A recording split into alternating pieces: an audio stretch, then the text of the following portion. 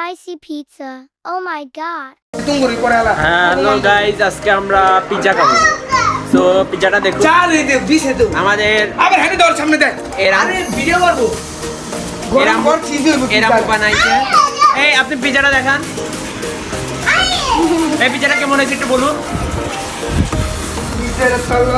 আমার মা বানাইছে, খুব মজা, খুব। দেখুন, খুবই সুস্বাদু। এই চল শুনি। তাই দেখি গরম করে আমরা খাওয়ার পর তাই বলবো। ওকে, বাই। আমি তাহলে ছোট পিসটা তো নেবো না, আমি বড়। আর কার আরেকটা কার আর একটু সুপিয়ানের নেংটা দেখা। ওরা খাইবো না, অগলিয়া দেয় নাই কথাগুলি হুনস্তা, কথা কি কানে যায় না। আরাম দিন আছে এই পিসটা আমার। কি কাছে? এটা আছে আরাফাতের।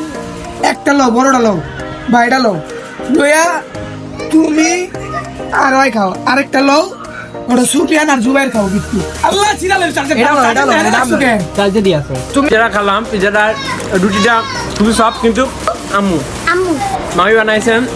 রুটিটা ঠিক আছে, কিন্তু আমরা একটা অনেস্ট রিভিউ দেবো যে সরি আম্মু না কলি। কিন্তু ঝাল হয়েছে। মেন কথা যেই বানাক খুবই ঝাল। না একটু চিলি ফ্লেক্স দিতে, তারপরে এটাই বলে আগে থেকে বেশি একটু স্পিকি হইব। ওই বলছে যে বানাইছে, ওই বলছে আজকের পিজাটা একটু স্পিকি হইব, যদি তুই না খাইতে পারো।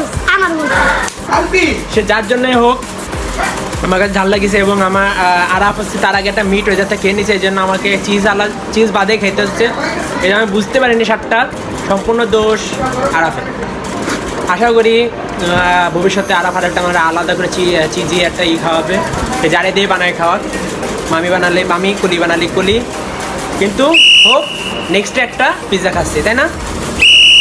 তো আজকের মতন বাই বাই। টাটা।